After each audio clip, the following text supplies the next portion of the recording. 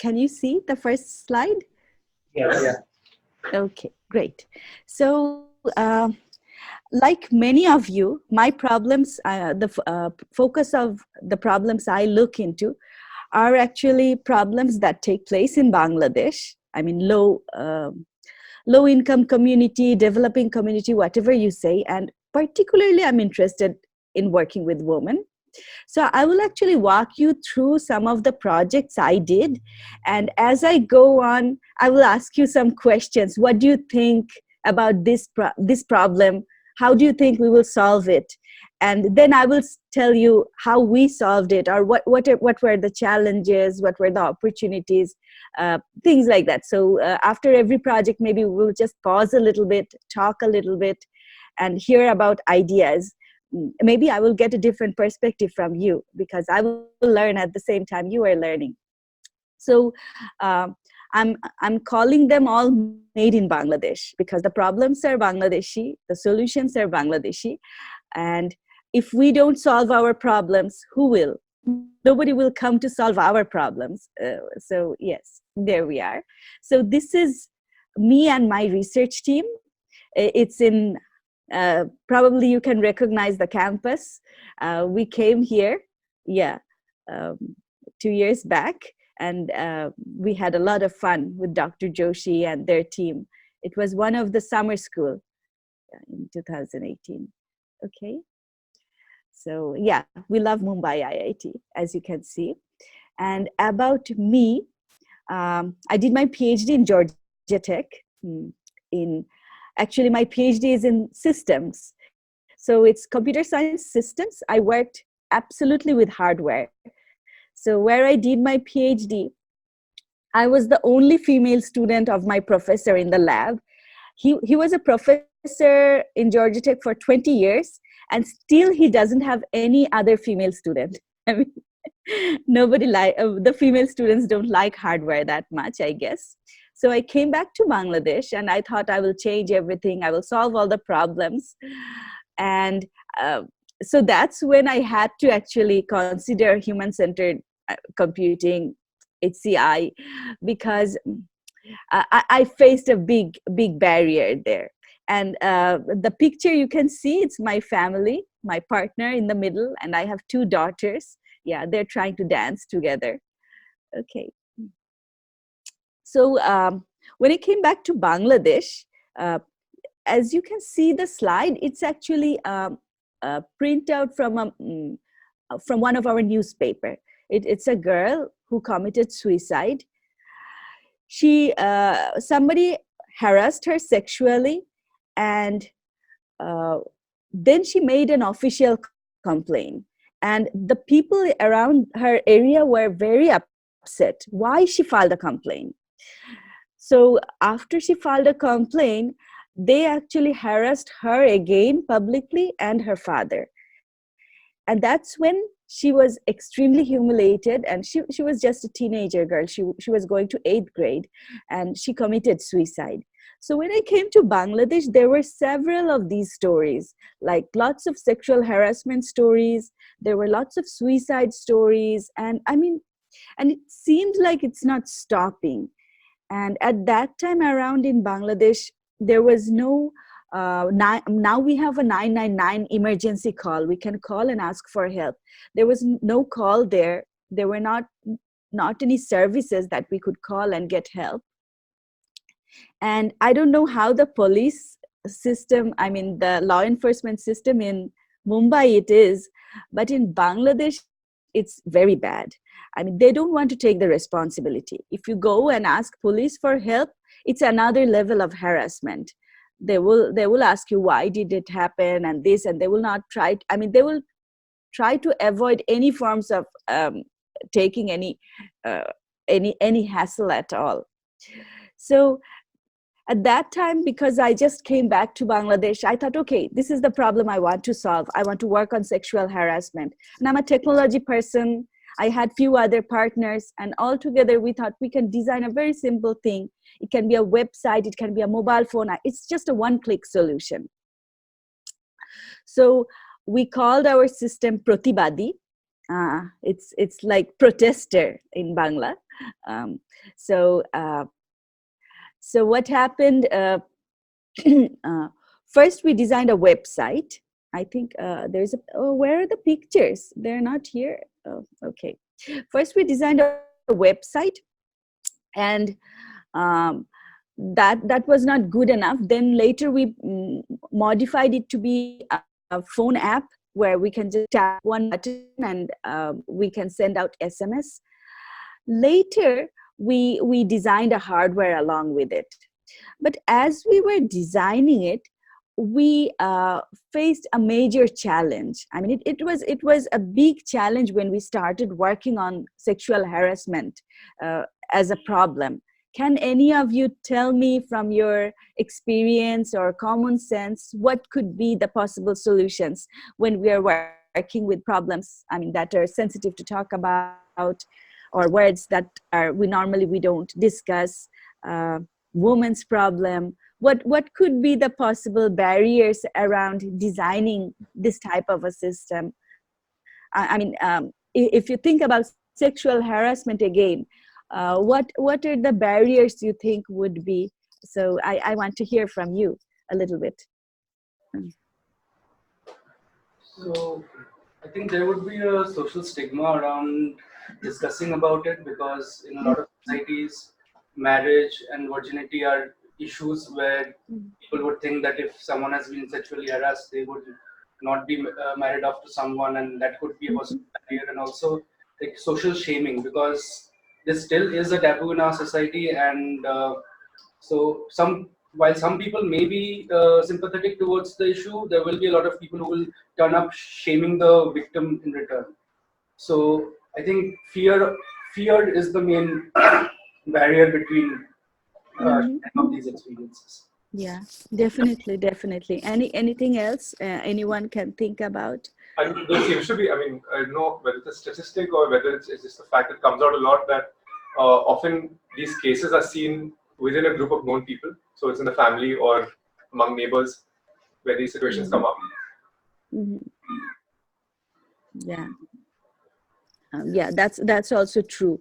And again, it gets, I mean, yeah, nobody wants to talk about it because it's my family. Yeah, that's also, I mean, very much true. Any other barriers you can think of? Um, yeah, I mean, these are all very much valid. I mean, when we started, I mean, you are much smarter than us. When we started, actually, um, yeah. Uh, yeah. So when we started, we faced silence because we started talking. If we want to design, we have to talk to the people about what would be a good design. And initially, nobody wanted to talk about it. And people actually kind of said they never faced sexual harassment. There were women who would say, yeah, they have heard the terminology, but they have never, I mean, experienced it personally. And there would be all sorts of things, all sorts of responses. We were actually kind of convinced that probably it's not as big of a problem as it looks in the newspaper. Probably it's a good way to get sympathy. Maybe it's not a big problem, it's very sporadic. We were not sure whether it's a serious problem to work on over the time because responses were so blunt. But then we started to get stories, like people would informally share stories. They would come, initially nobody wanted to come forward, but there were people coming forward talking about it. Especially girls wanted to actually hide their identity, but they were eager to share the stories. And there were lots of phone calls, lot of written notes, emails, apart from actually face-to-face interviews. Even though probably I'm looking at university students, but there would be a random person who is working and she wants to share her story. And it was apparent that there is not actually a platform that's non-judgmental where you can share your stories. So that was another thing we found, along with this problem of silence. Also, we found out another problem when we were designing the system. um, there were lots of male programmers, male designers, and they thought, I'm designing it for her, I'm designing it for someone else. And when you design it for someone else, the solution becomes a little bit different from when you design it for yourself.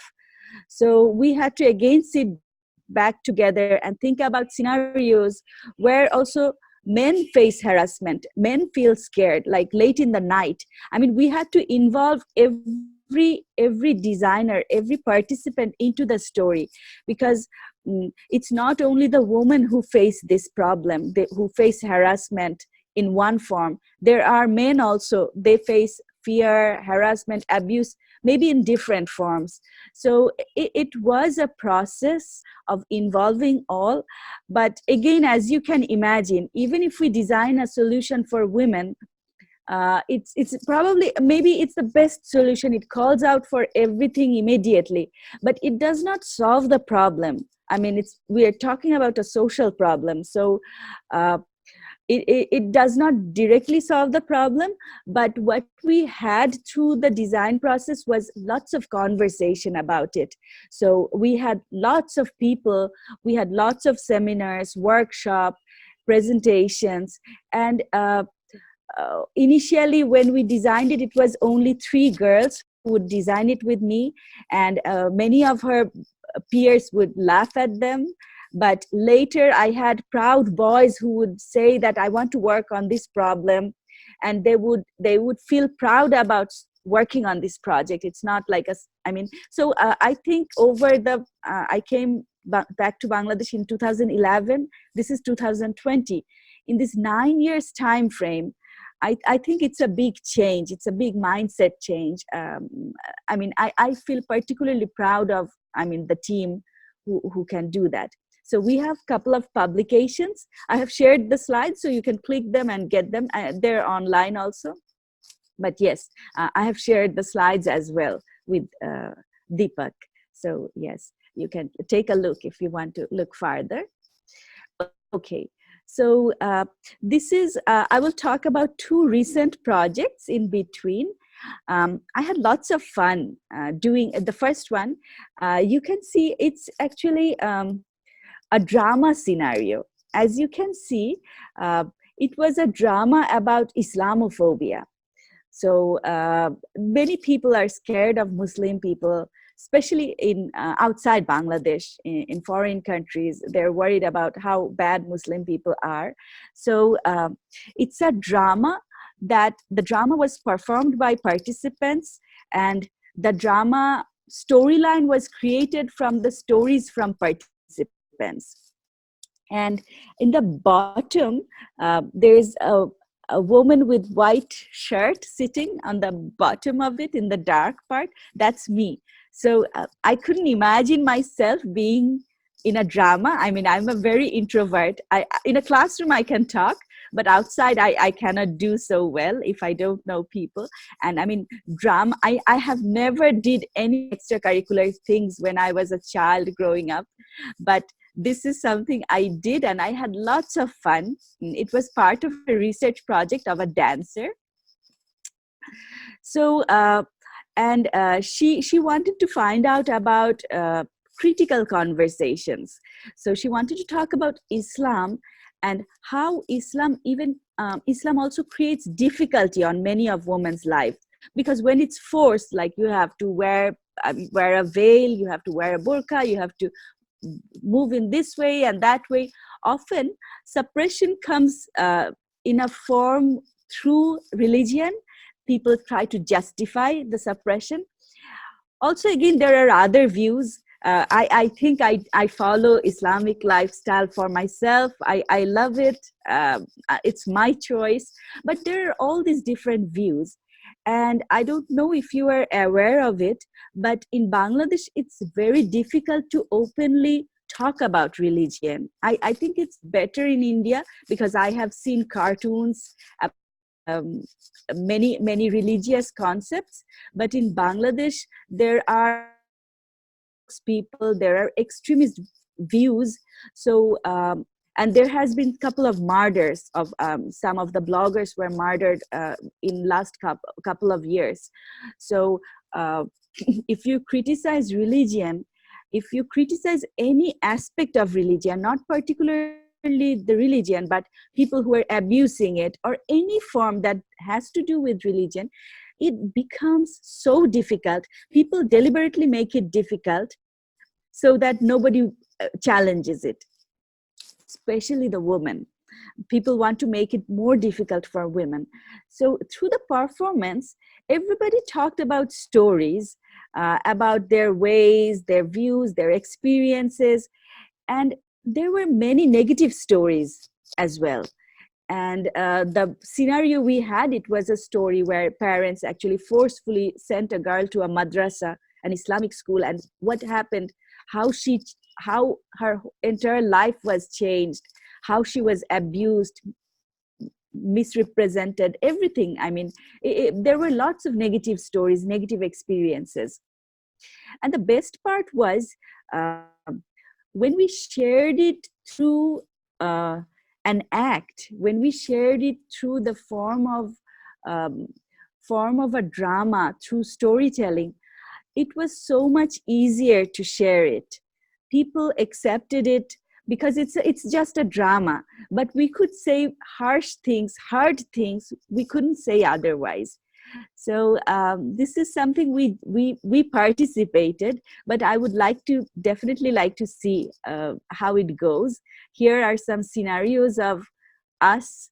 First picture on the top is about how we are forming our stories and creating the drama, and the second two pictures are about the scenario. And we had everybody was telling stories, and then there were some parts acted out, and the audience was sitting very close to the participants, and at some point audience became part of the participants. They also started sharing stories, talking, and the whole concept is known as design ethnography. I would like to try it out on some other aspect. I really enjoyed the whole process. I think especially when I'm working with women, many difficult things you can easily say. Let's see if I can try it out in some other places. So what happened? Okay, so our next project is about, I just came back from that project. We are still studying it. It's in the garments, it's with the garments woman. In Bangladesh, there is a big number of women participants who work in the garments industry. And we are working with an NGO called BRAC. It's the largest NGO in Bangladesh. And as we are studying these garment workers, we can see that their life is extremely difficult. BRAC actually asked us to find out one aspect that's difficult so that they can create an app on it. But when we went to talk to them, they said, when will I use that app? I don't have time for that. I'm so busy. We are working overtime.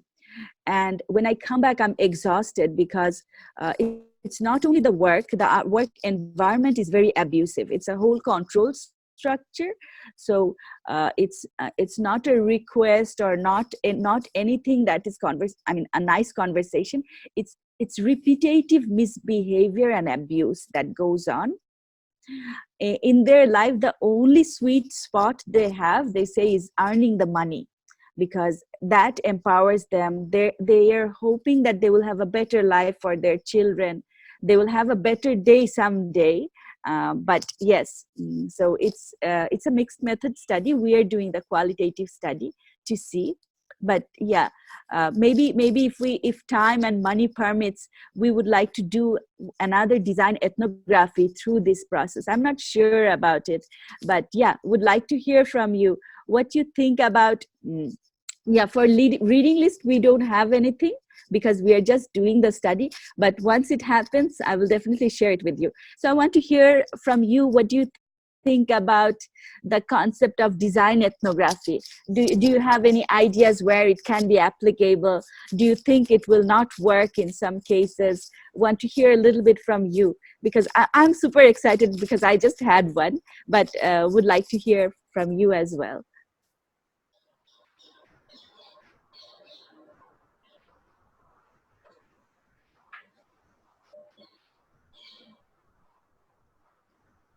Mm.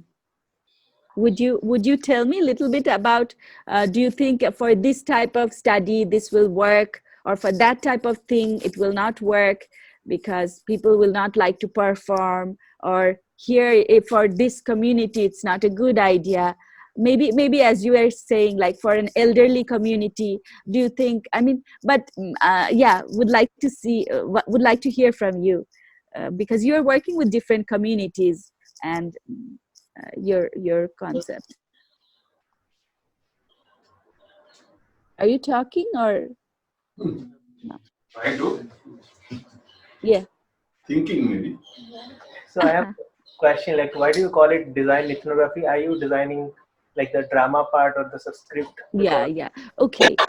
So it's called, I mean, it's not I'm calling it, it's a standard procedure. I didn't know about it. So the dancer who is planning it, who planned it, she actually shared it. It's, in performing arts, it's common. In this design ethnography, what happens, we the participants create the performance. So it is, we are sharing our stories, and the stories become part of the play and the sharing process, but we abstract the actual story. We are, I mean, I'm not saying it's my story, but I'm acting it out. So it's formed by our stories, but when we present it, it looks like someone else's story, or it looks like a drama of someone else. So nobody is harmed, nobody is blamed. We can say difficult things, but it's in the form of drama, so I'm not directly saying it. okay. Things like that. So do you have any ideas where you might try it out, or where it might not work? I think for sensitive topics, it might be a good way to go about it because, as I said, through the aspect of drama, people can actually distance themselves and then say what they actually want to. Mm-hmm. So, sensitive topics might definitely be a good area to use this method. Yeah. Yeah, also, I mean, yeah, somebody told me about domestic violence. Like, talking directly about domestic violence is difficult, but I mean, if there's a drama and somebody acts out a domestic violence scene, you can do it, people will watch it, maybe they will respond to it, maybe they will think about it, but otherwise directly it could be, Drama becomes a tool for people to exercise their thoughts and yeah. separate themselves from the topic itself and just reflect. So, Mm-hmm. in that Possibly way, even mental health. yeah. Mental health, yeah. Yeah, the taboo topics, yes. Yeah. Do you think there will be challenges here? Worry one thing. I worry about one thing because I didn't design it last time. I was just a participant. I worry if people start to make fun of the topic, or I mean, that's kind of a worry I have. I mean, keeping it serious or keeping it focused. That was one worry I had. What do you think? Can you think of any other challenges? It's more of a question, but when you were doing this, did you find that people were engaging with roles that were not similar to their personalities, or were No. they put into? So in a sense, there were some actors, and then there was the audience. So was it that the certain roles brought out certain conversations among the audience? Yeah, yes. I mean, the audience engaged. Audience became part of the drama as well. At the end, towards the end of it, so I mean, it happened so naturally. So somebody said a story, and suddenly from the audience, because we practiced it several times, and I mean we know what is happening after the other. But because it although it's an ethnography, it is a drama, so we practiced it and we were well prepared and we went there. Everything was going on as scheduled, and there was suddenly somebody said a story, and it was a touchy story, and one of the person from the audience became so attached to it that the person started saying the person's story.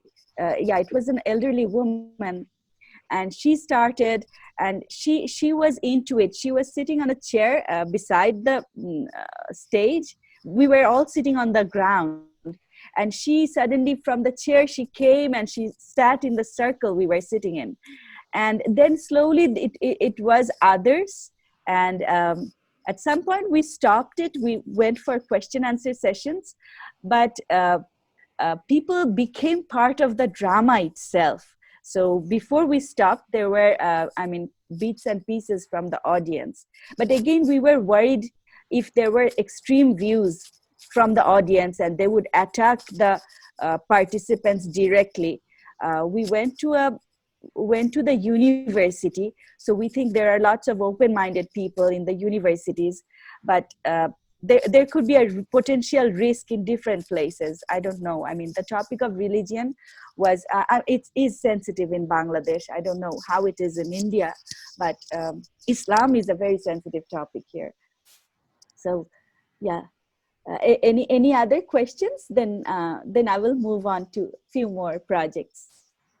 I was wondering that these exercises were kept serious in nature. Would it be a good or a bad idea to have a satirical drama played out and keep the mood a bit, I mean, the seriousness level a bit low, so that people can be more comfortable and have a more freer atmosphere to think about the situations that are being discussed? Yeah, I also, I mean, yeah, that's the same thing. I mean, for me, when I try to convey difficult things, I think about the satirical part. uh, that comes natural to me, and I was thinking in that form. But it was directed by the dancer, and she wanted to keep the tone serious uh, for this particular show. Uh, but I think having a satirical view would be good for certain topics, could be bad for certain topics. For example, if it's sexual harassment, and if people start to become in a funny mood, and maybe somebody's sharing a harassment story and somebody starts to make fun of it, then the whole environment changes. Or if it's a mental health problem and somebody starts to make fun of the problem itself, or a mental health patient, which used to be common in old day Bangladeshi dramas, like they will make fun about a stupid person. Now, if I look at that, I can think it's a mental disorder. Probably he did not grow as well, but people will make fun of stupid activities people are making. So, yeah, that's a very fine line. I mean, I don't know. I don't have a clear-cut answer unless until we try it out. Um, yeah, probably a person from that background will be better suited. But yes, yeah, I would like to see. I would like to see how it goes. How different messages are conveyed. Probably a serious tone, or a fun tone, or a balance. I think a balance works better. Whole satirical and whole serious, like transitioning from one to the other. But I don't know. That's just I'm saying from common sense. Okay, so let me move to the next topic, and at the end we can again come back to the question and answer session. Okay, so this is the part of a team. We worked with Google. We worked. So there was a study that took place in Bangladesh, India, and Pakistan. Google wanted to, because Google sold all their products in rich countries, now they're moving to poor countries. They have this project called Next Billion Users, which focuses on, developing regions in Asia and Africa mostly, Latin America as well.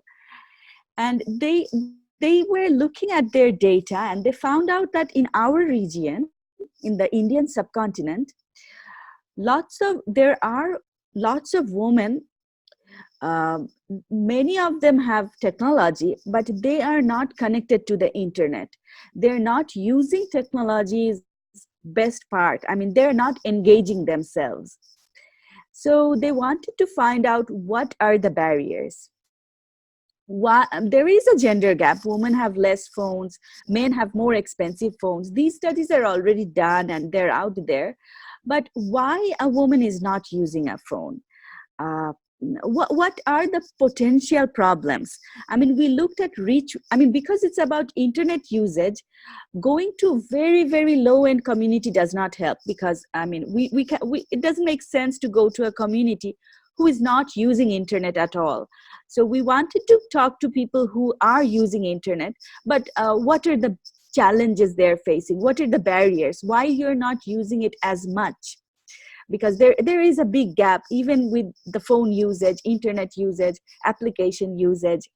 So yeah, you are from here. I wanted to ask you, what do you think could be the potential barriers? So we are thinking about elderly women, mid-aged women like me who are working and who are out there, young women like your age who are students, maybe some lower community women who are working women who have money, but maybe they're working in the garments, they're working as domestic worker or some other work. But all these group of women who have their own money, who have a phone, but they're not using the phone as much. What do you think could be the possible challenges there?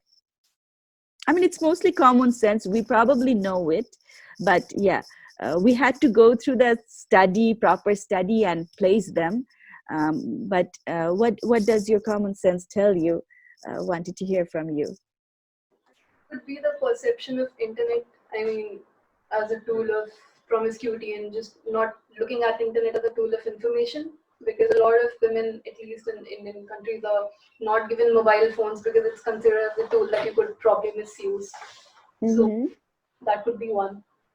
Yeah, parents are, when we have seen parents, they were extremely protective about their female children, like young female children. But the girl couldn't go to sleep with her mobile phone, but the boy could, things like that. So when they're actually using internet, they are facing more abuse because they are not familiar with the tool already, where the boys are exposed. That was one barrier. What do you think? What do you think would be possible barriers for students of your age? Um, they're students, they're studying. For example, there are female students and male students, and it's assumed that you will be using internet, mobile phone in the same way, but still there is a barrier. So what could be possible barriers? Do you have any ideas? It's difficult, but I wanted, or you are familiar with it, but thinking even at your peers, thinking about who are your age. um, I mean, I'm assuming if it's an income problem to start with, then the preference here just goes to the male child in certain families, mhm. saying that this person will be the breadwinner for the family later on and will be taking care of the parents. So put all your resources. Parents are investing more on the male child. Yeah, that's happening here as well. And any other assumptions? So in Dhaka, it was not, the gap was not very visible, but outside Dhaka, when it was, there are other cities, but they are not as advanced as in Dhaka. In Bangladesh, everything is Dhaka centric. So that's one city that's very advanced, but the other cities are doing well, but not as advanced. So outside Dhaka, what we saw, it was for young young students, the labs, there was an evening law in the hostels. So female students have to return to the hostels before sunset, where the boys can move around, walk around, and everything. So access to the labs, access to the internet, and the internet is not good in the women's hostel as usual. Again, the access problem. So when they're designing everything, they are thinking that the boys will be using internet. The boys can work whole night in a lab, but the girls are not. They have to return to their room by evening. So if even if it's a computer scientist, she cannot work whole night solving a computer problem. She has to go back. She cannot engage with the team. So already there is a big gap. So that was another issue we found. And with women our age, any thoughts? Like a woman who earns money, she has a mobile phone, but still again, there's a gap in usage. Maybe the same concept as emergent users that we talk about, wherein these people are novices and they are afraid to explore these platforms. For emergent users, I mean, the problems are pretty much same, but maybe for rich women, maybe not super rich, but apparently rich, who are earning money, who are going out, has a job, but the male has a job, female has a job in the house. They both have phone, both have internet, but again, the usage is different. Any assumptions? It's So the possible. woman who comes back at home, she actually has to do lots of household chores. So while the woman, both of them are returning home, the male person and the father of the household or the man of the house, he is actually spending his time on internet. He just lies on the sofa, turns on his mobile phone, and work gets involved in it. While the woman who returns from work, she has to actually engage with children, she has to finish cooking, all those work. So the problem of access was not one dimensional. It's not like you don't have access to phone. It's you also need the time to access it. You don't, you have to have the mental resource, physical resource. If you're tired, end of the day, I mean, there's no way you get to use it. So it was not a one dimensional problem for just one type of woman, that just we can directly think of, okay, that's why they're not using it. It was very interesting to see that women who look empowered, we think there wouldn't be any gender difference, still have access differences. And that was, I mean, a big surprise for myself as well. Yeah, it's sad, but it's reality. Okay.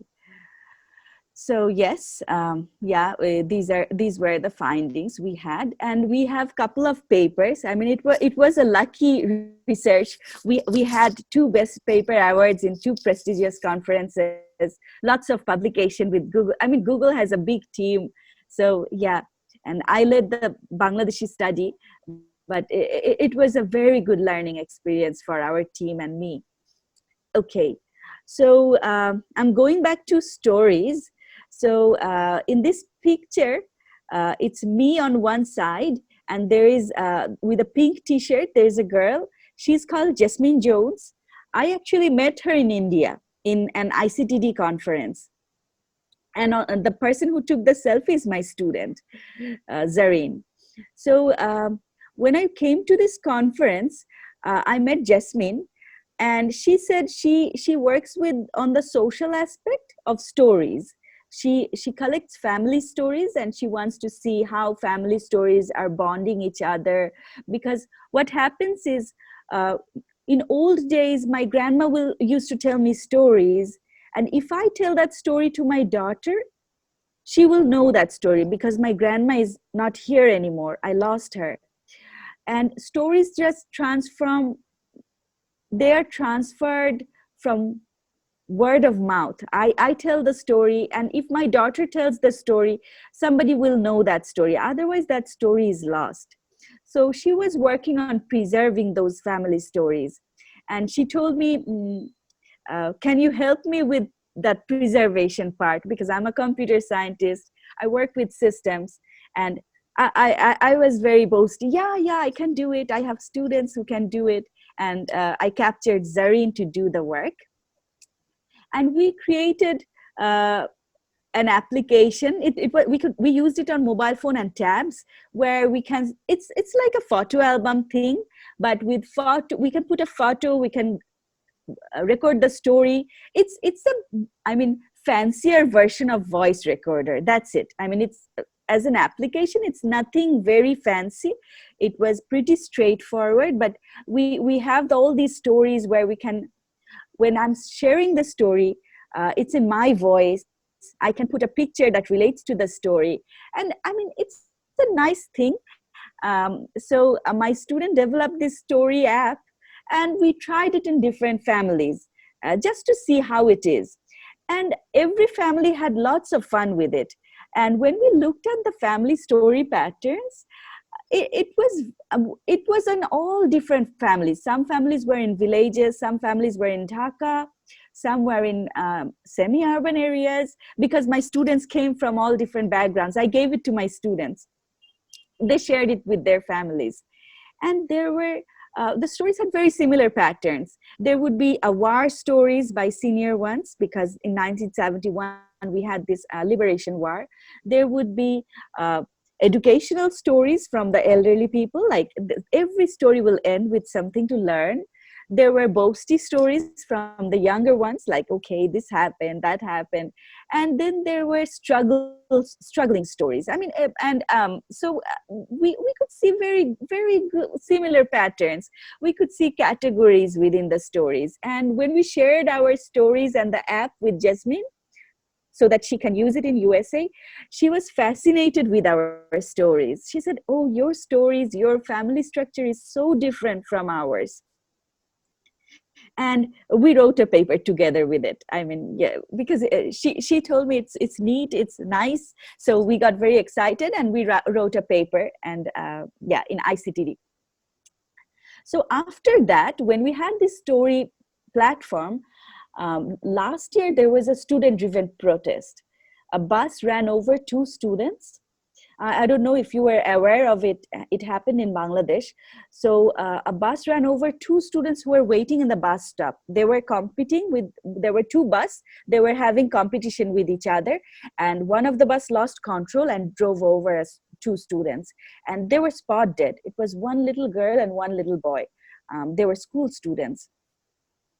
And after that incident, our road minister said, why are people so upset? It's just 2 students who died.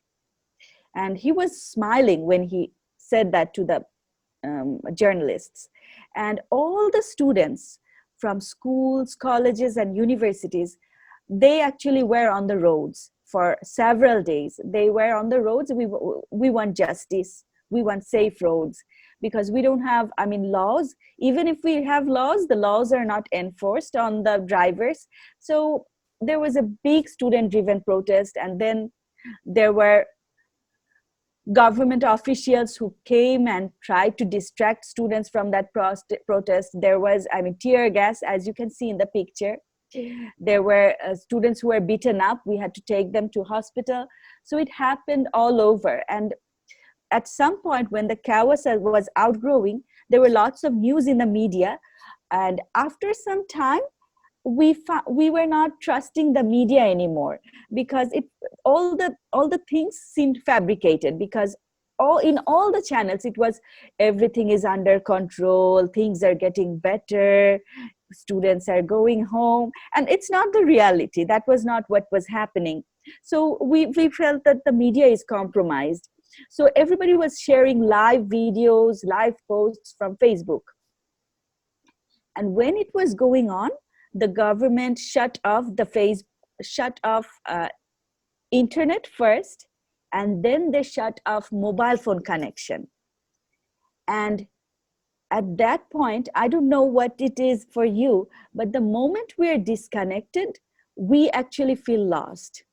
So when it happened, there was actually, instead of soothing us, it actually unsettled people a lot, because now they thought, I don't know what's going on. Probably something very bad is going on. That's why we don't have internet. Probably it's much, much worse than what we are seeing. Um, maybe tons of students are killed. So there were rumors, there were assumptions, there were made up stories all over. And my student who developed this app, she got, I mean, very frustrated, and she said, ma'am, I cannot do anything. I'm stuck in my house and I can see students are beaten up right in front of my house. I want to do something. I want to share stories. I want to share my feelings, how I'm feeling. And at that point, actually, we used our story app in families who wanted to share, who are feeling very suffocated, who are, I mean, emotional. And we shared stories about the difficult time. It was in families. It was not, we did not upload anywhere in the drive or anything, because we were worried that, I mean, there could be later implications. But just having a platform to share within a safe space was a big relief for many of us. So we had another paper in Kai last year about this, using this storybook book platform in a very difficult time. I mean, how can we do it? So just again wanted to ask the same question. What do you think about stories? Because again, story gives you an abstraction, because when you say you share your feelings, it's one thing. But when I say share a story, it can be a made up story, because for stories, you are free to say anything. So that gives you some leverage, and that opens you up, that loosens up a little bit. Nobody, even if the story has lots of false facts, if it's not true, nobody will go and blame you, because I said it's a story.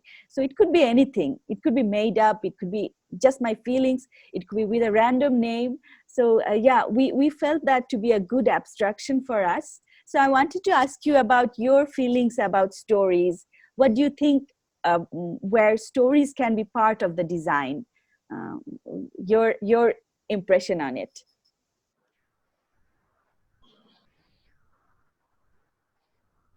Yeah, we have a couple of papers. So I was just wondering, to get a little more clear about the type of application you all were making. So this is something that becomes local.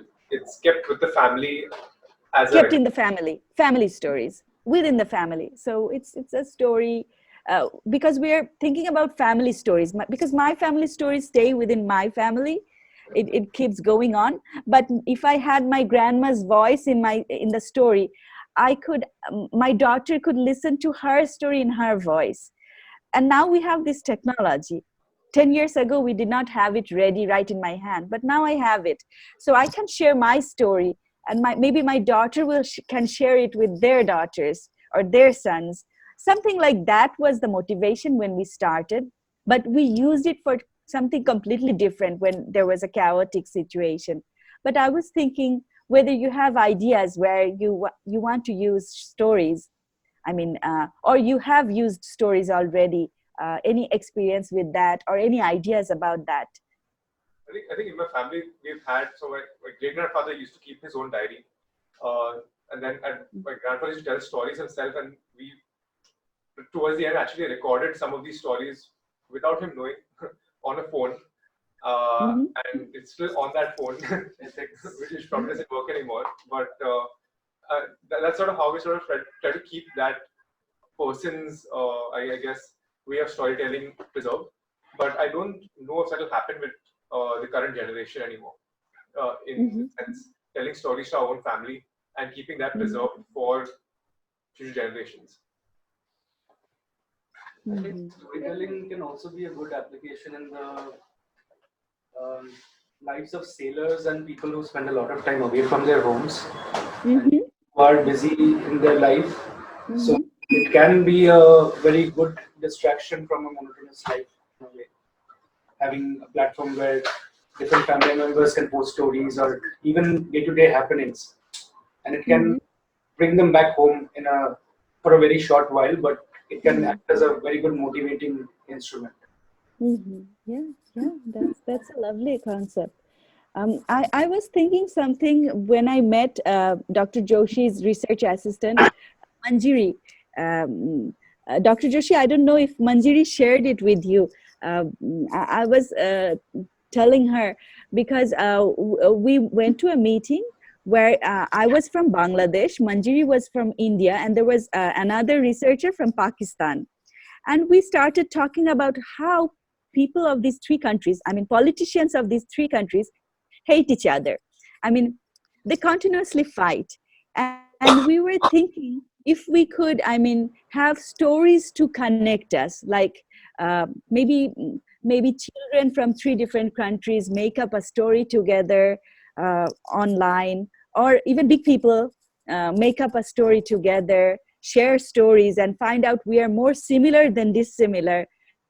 Because once we get to know others, we feel like we are the same. But unless until we know it, general people have this unknown idea of, okay, they're bad people, they're not like us, they hate us and we hate them, all those politician fed ideas. So I was thinking of that. I mean, it's more political talk, I guess, but I was thinking in that terms as well. Any other ideas?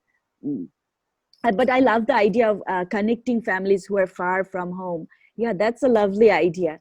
Yeah, because we had some stories where, I mean, families are sharing stories about father, where the father works abroad. In Bangladesh, a lot of people work as laborers abroad.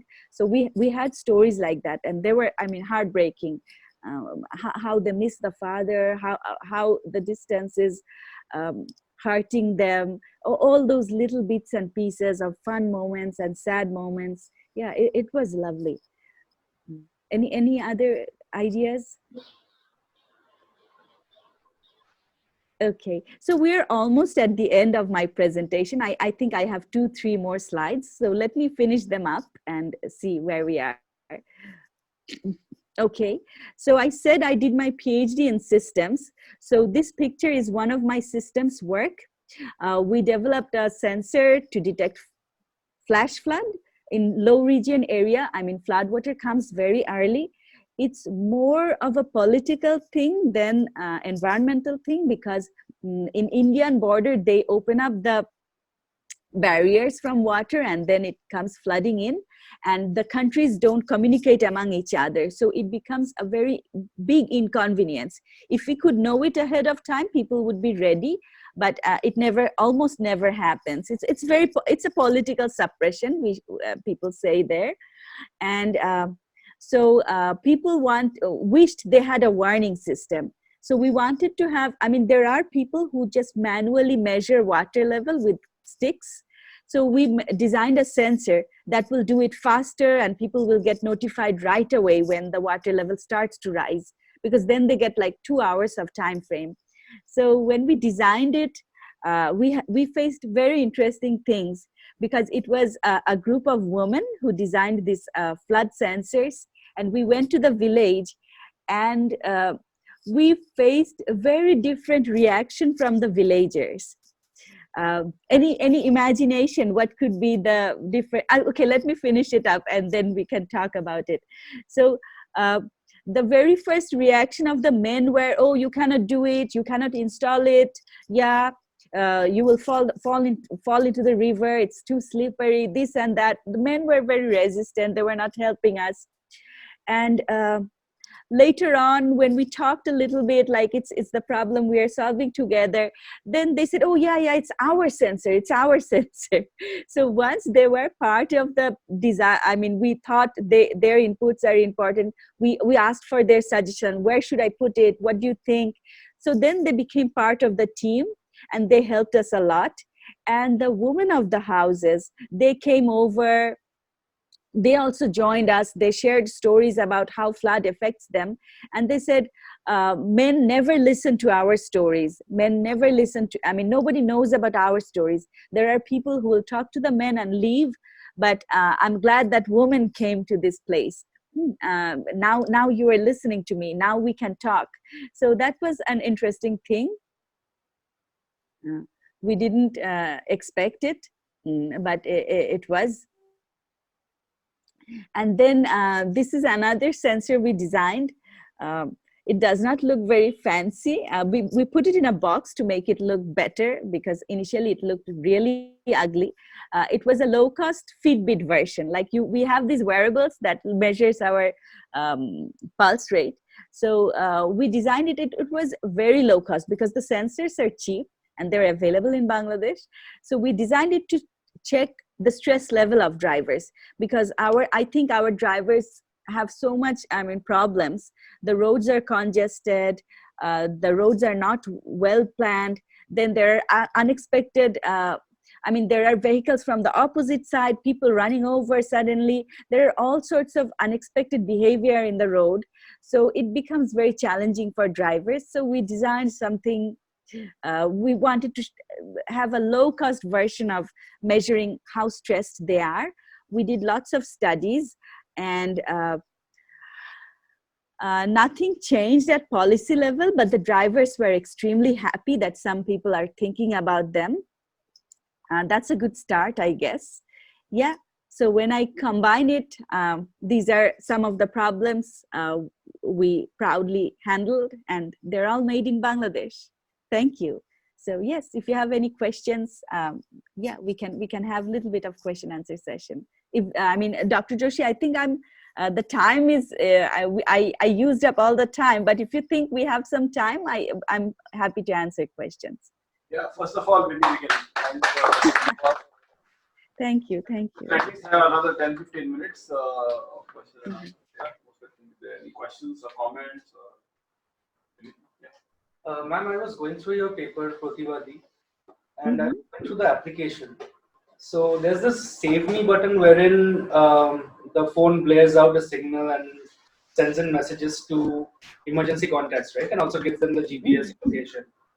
So I was wondering if it would be possible to have the app on a lot more devices, so that people who already have the app in the nearby vicinity of the victim, they can also get a notification, because a person who is maybe standing 10 meters away, he can reach much faster than someone who is across the city.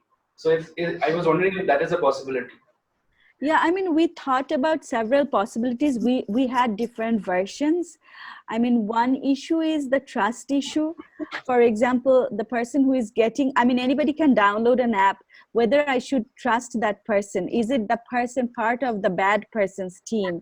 So that's another issue, because when it comes to women, trust becomes a big problem. So whom to trust, whom not to trust? Should I share it with anyone close, or should I share it with only trusted contact? That was one issue. Another issue was we wanted to involve the law enforcement officers, because in every region there is a thana, local thana, where police officers could come, but they did not want to keep any trails. Like, they don't want to have any information that somebody called them. So they were very, I don't know if they have changed their mind. I worked with police department for a couple of months, and initially they seemed interested, but they at the end, when we wanted to try out in one small region of Dhaka city where our university is, we thought we will create safe Bashundhara. Then we thought, okay, we will create safe university. Just within the university, something happens, we will try it and see how it goes. Then we got resistance from two bodies.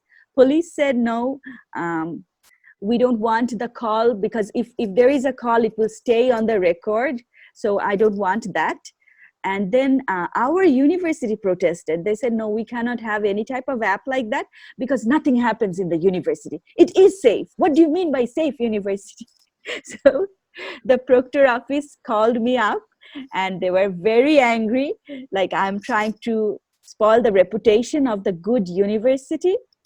And there's no harassment, nothing happens, all the girls are safe.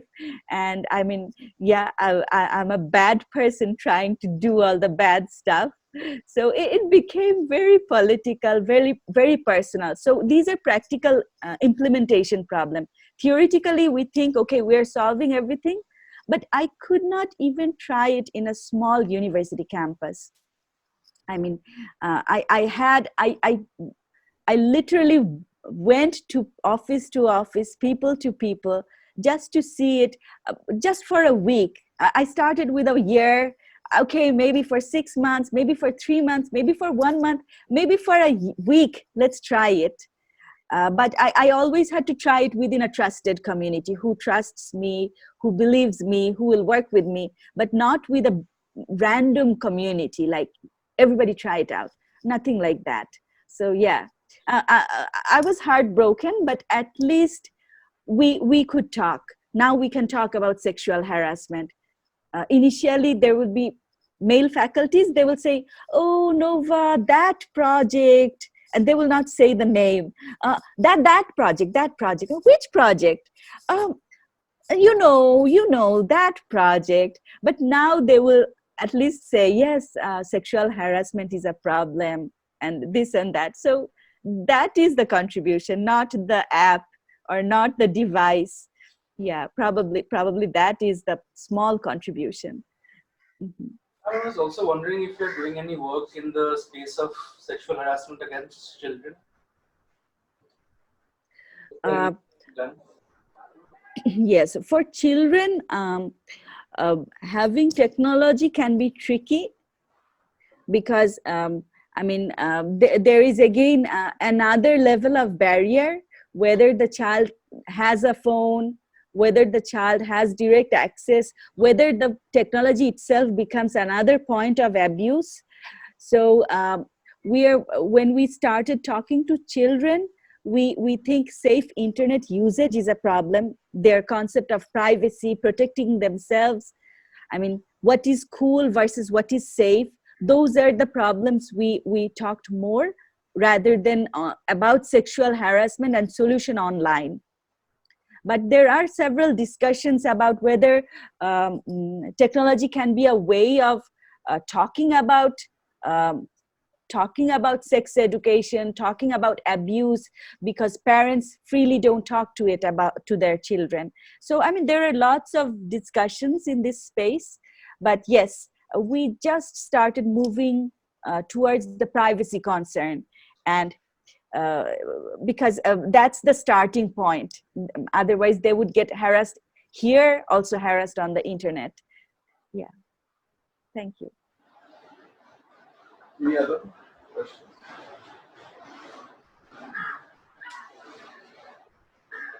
Okay, so yeah, I will. Dr. Joshi has my email address. If you have any questions, anything else that suddenly pops up into your mind and you think of, yeah, let me know. And if we come to IIT, I will see you. Yeah, and if you come to Bangladesh, I'm inviting you to North South University. Definitely stop by. Yeah. Thank you very much, Noah. It was lovely to have you here. Yeah, thank you. Thank you for giving me the opportunity. Most welcome. Thank you very much. And hope you can come to IIT Bombay another time soon. Yeah, bring the team to Bangladesh. Yeah, we can go. Okay, bye-bye. Bye. I'll see you. Thank you. Mhm.